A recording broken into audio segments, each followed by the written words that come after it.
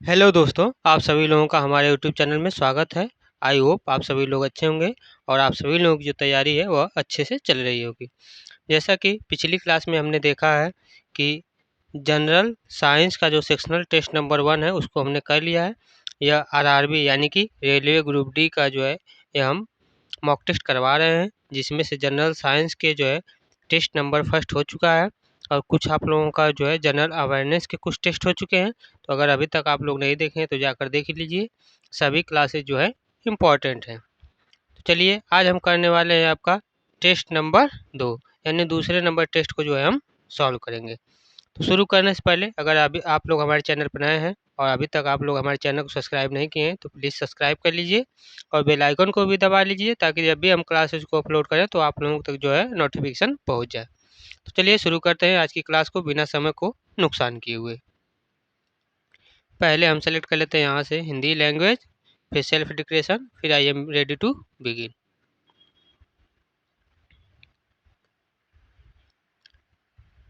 आज का जो हमारा पहला क्वेश्चन है, पहला क्वेश्चन दिया हुआ है कि सिंथेटिक फाइबर और सिंथेटिक रबर या फिर प्लास्टिक ड्राई सामग्री दवाओं और फार्मास्यूटिकल्स के निर्माण के लिए किसका जो है उपयोग किया जाता है। तो किसका उपयोग किया जाता है आप लोग बताइए। ऐसे अच्छे से दिख रहा है या फिर ऐसे अच्छे से दिख रहा है, एक बार आप लोग बता सकते हैं कमेंट में। रुकिए हम थोड़ा चेक कर लेते हैं।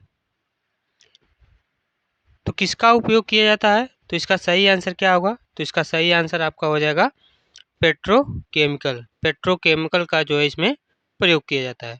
सही आंसर क्या हो जाएगा, सही आंसर आपका हो जाएगा ऑप्शन नंबर दूसरा वाला सही हो जाएगा, पेट्रोकेमिकल। अगला प्रश्न दिया हुआ है प्रश्न नंबर 2। प्रश्न है कि 15 किलोग्राम की एक वस्तु पर जब धरातल से 5 मीटर की ऊंचाई पर हो तब उसमें निहित ऊर्जा कितनी होगी, और जी का मान दिया है 9.8 मीटर पर सेकेंड स्क्वायर। यहाँ पर जी का मान दिया हुआ है। तो आइए इसको सॉल्व करते हैं।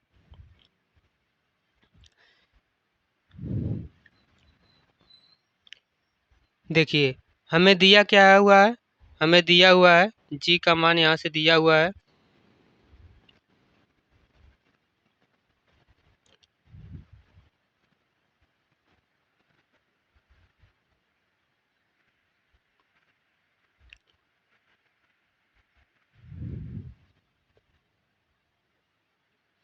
15 किलोग्राम की एक वस्तु पर, तो हमें द्रव्यमान कितना दे दिया गया है 15 किलोग्राम। तो यानी कि यहाँ हमारा एम की वैल्यू हो जाएगी, एम की वैल्यू हो जाएगी 15 किलोग्राम। उसके बाद क्या दिया हुआ है, उसके बाद आपका दिया हुआ है 5 मीटर की ऊंचाई पर, यानी कि हाइट दे दिया है 5 मीटर, हाइट दे दिया है यहाँ से 5 मीटर। और क्या दिया हुआ है, और दिया हुआ है आपका पूछा है जी का मान दिया है 9.8 और हमसे पूछा है निहित ऊर्जा। निहित ऊर्जा क्या होगी, और जी का मान हमें दिया हुआ है 9.8। तो निहित ऊर्जा जो होगी वह निहित ऊर्जा यानी कि पीई का फार्मूला होता है पीई बराबर एम इंटू जी इंटू एच, यह जो है आपका फार्मूला होता है। तो यहाँ से एम की वैल्यू 15 ग्राम, एम की वैल्यू रख देंगे हम यहाँ से,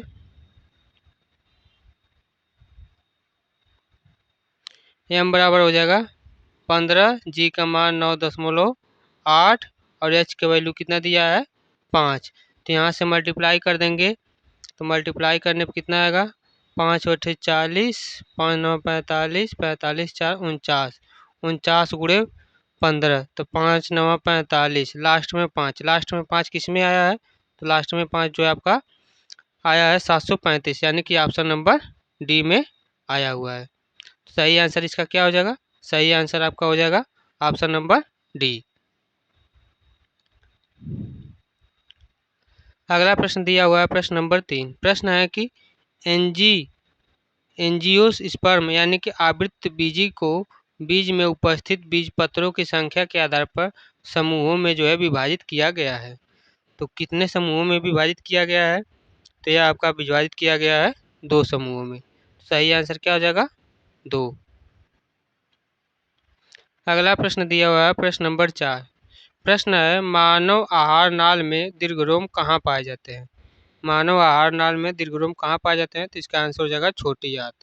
सही आंसर क्या हो जाएगा, छोटी आंत। अगला प्रश्न दिया प्रश्न नंबर 5। प्रश्न है कि जब मैग्नीशियम ऑक्सीजन की उपस्थिति में जलता है तब ज्वाला का रंग कैसा होता है। तब जो है ज्वाला का जो रंग है वह कैसा हो जाता है, तो यह आपका हो जाता है सफ़ेद। कैसा हो जाता है, सफ़ेद हो जाता है। प्रश्न नंबर 6 दिया हुआ है कि पौधे में लचीलेपन के लिए कौन सा ऊतक उत्तरदायी है। पौधे में लचीलेपन के लिए कौन सा ऊतक जो है उत्तरदायी है, तो इसका सही आंसर आपका हो जाएगा कोलेन काइमा। कोलेन काइमा इसका सही आंसर हो जाएगा। प्रश्न नंबर 7 दिया हुआ है कि द्रव्यमान m के पिंड का भार W के किस प्रकार से व्यक्त किया जाता है, जहां पर g का मान दिया है स्थानीय गुरुत्वीय त्वरण है। तो इसका सही आंसर होगा W बराबर होता है m इंटू जी। सही आंसर क्या हो जाएगा, ऑप्शन नंबर ए। प्रश्न नंबर 8 दिया हुआ है सोडियम का परमाणु द्रव्यमान कितना होता है।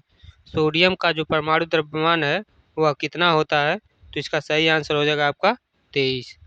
सोडियम का परमाणु द्रव्यमान यानी कि परमाणु भार कितना होता है, तो परमाणु भार होता है आपका 23। सही आंसर हो जाएगा 23। प्रश्न नंबर 9 दिया हुआ है उस सिद्धांत को क्या कहा जाता है जिससे स्पष्ट होता है कि कैसे एक बड़ा स्टील का जहाज पानी में तैर सकता है लेकिन छोटी कील डूब जाती है। यह जो नियम है मतलब किसके नियम पर आधारित है, तो इसका आंसर हो जाएगा आपका आर्किमिडीज के सिद्धांत पर जो है आपका आधारित है। सही आंसर क्या हो जाएगा, आर्किमिडीज का सिद्धांत। प्रश्न नंबर 10 दिया हुआ है हाइड्रोजन के जो है सबसे बाहरी कोश में इलेक्ट्रॉनों की संख्या कितनी होती है। हाइड्रोजन के सबसे बाहरी कोश में इलेक्ट्रॉनों की जो संख्या होती है वह कितनी होती है, तो वह होती है 7। हाइड्रोजन की जो भी परमाणु परमाणु जो उसमें जो भी एलिमेंट होते हैं हाइड्रोजन में, उसके बाहरी कोश में इलेक्ट्रॉनों की संख्या हमेशा 7 होती है। सही आंसर हो जाएगा 7।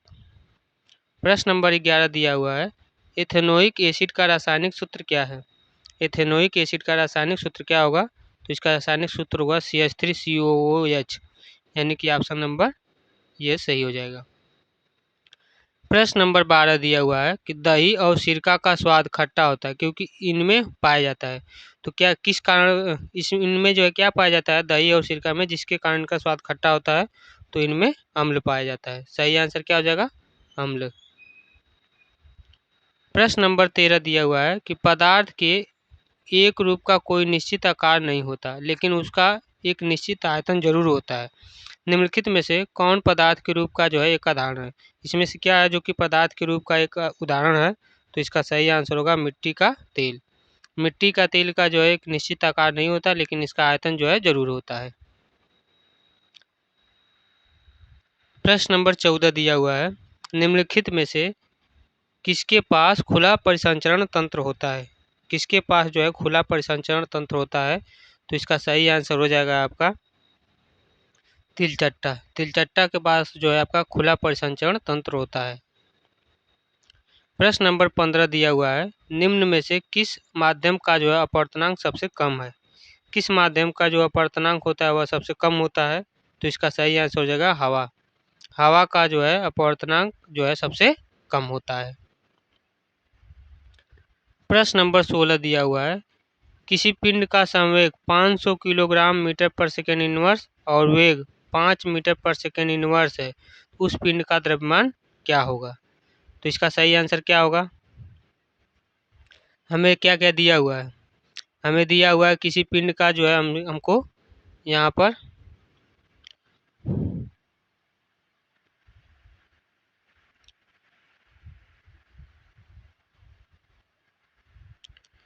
हमें किसी पिंड का संवेग दिया हुआ है, यानी कि हमको क्या दिया हुआ है, पी हमारा संवेग पी दिया हुआ है। कितना दिया हुआ है, 50।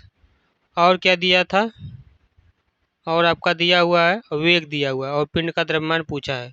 वेग दिया हुआ है वेलोसिटी कितना दिया था, 5 दिया हुआ है। हमसे पूछा है द्रव्यमान, तो फार्मूला होता है P बराबर m इंटू वी। तो P की वैल्यू 50 हो जाएगी, m की वैल्यू निकालना है, v की वैल्यू डिवाइड में 5 से कर देंगे यानी 10। 10 क्या आएगा, 10 इसका आंसर आ जाएगा। और 10 का है क्या, तो 10 किलोग्राम होगा, क्योंकि मीटर्स पर सेकंड से मीटर पर सेकंड कट जाएगा, हमारा 10 किलोग्राम आंसर आ जाएगा। प्रश्न नंबर 17 दिया हुआ है, प्रति सेकंड दोलनों की संख्या को दोलन का क्या कहा जाता है। प्रति सेकंड दोलनों की संख्या को दोलन की जो है आवृत्ति कहते हैं। क्या होगा, प्रति सेकंड दोलनों की संख्या जो है दोलनों की आवृत्ति कहलाती है।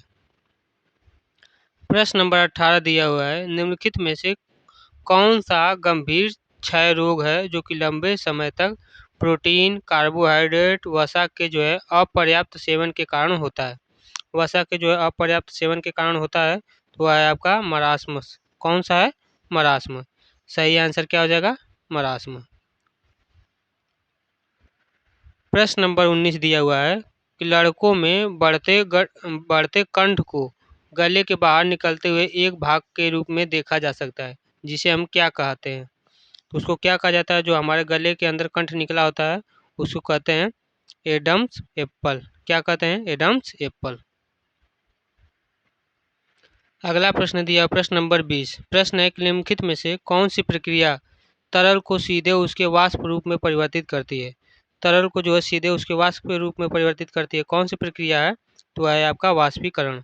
वाष्पीकरण इसका सही आंसर हो जाएगा। प्रश्न नंबर 21 दिया हुआ है कि निम्न में से किसमें दिशा और परिमाण दोनों होता है। दिशा और परिमाण जो है दोनों पाया जाता है किसमें, तो आपका संवेग। संवेग में जो है आपका दिशा और परिमाण दोनों होता है। सही आंसर होगा संवेग। प्रश्न नंबर 22 दिया हुआ है कि निम्नलिखित में से किस उपकरण के द्वारा विद्युत ऊर्जा को यांत्रिक ऊर्जा में रूपांतरित किया जाता है। विद्युत ऊर्जा को यांत्रिक ऊर्जा में किसके द्वारा रूपांतरित किया जाता है, तो इसका आंसर होगा विद्युत मोटर। विद्युत मोटर के द्वारा जो है रूपांतरित किया जाता है। सही आंसर क्या होगा, विद्युत मोटर। प्रश्न नंबर 23 दिया हुआ है, प्रतिरोध की जो है एसआई मात्रक क्या होता है। प्रतिरोध का एसआई मात्रक क्या होता है, तो इसका एसआई मात्रक हो जाता है आपका ओम। प्रतिरोध का एसआई मात्रक क्या होता है, तो इसका मात्रक होता है ओम। प्रश्न नंबर 24 दिया हुआ है, निम्नलिखित में से कौन सा कथन गलत है। यहाँ पर ध्यान दीजिएगा, पूछा है कौन सा कथन गलत है। तो जंतुओं में कोशिका भित्ति मौजूद होती है, ये वाला कथन सही है। दूसरा है कि कोशिका झिल्ली को प्लाज्मा झिल्ली भी कहते हैं। कोशिका झिल्ली को प्लाज्मा झिल्ली भी कहते हैं, ये वाला कथन।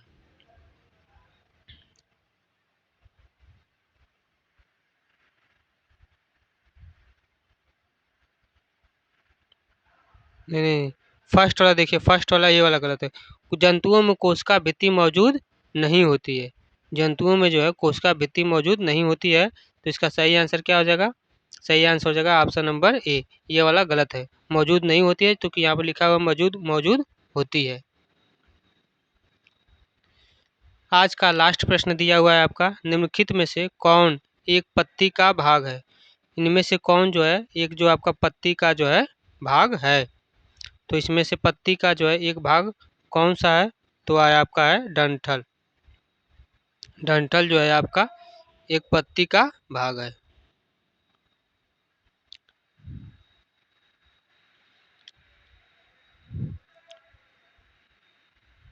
तो देखिए यहाँ पर हमने टोटल सभी क्वेश्चन को जो है अटैम्प्ट कर लिया है। तो देखते हैं कि कितना सही हुआ है और कितना गलत हुआ है। आप लोगों ने अगर लास्ट तक जो है क्लास को देखा है और क्वेश्चन को अटैम्प्ट किया है, तो कमेंट बॉक्स में सभी लोग अपना अपना स्कोर बताइए कि आप लोगों का जो है कितना कितना स्कोर आया है। चलिए सबमिट करते हैं इसको।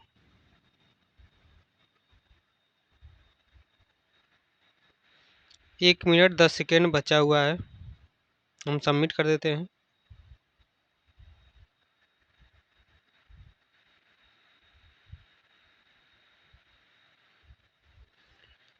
सबमिट हो गया है, देखिए कितना सही होता है। तो यहाँ पर आउट ऑफ 25 यानी कि 25 में से 25 क्वेश्चन हमारे सही हुए हैं। 25 क्वेश्चन हमने अटैम्प्ट किए थे। एक्यूरेसी 100% है और परसेंटाइल भी जो है हमारा 100% है।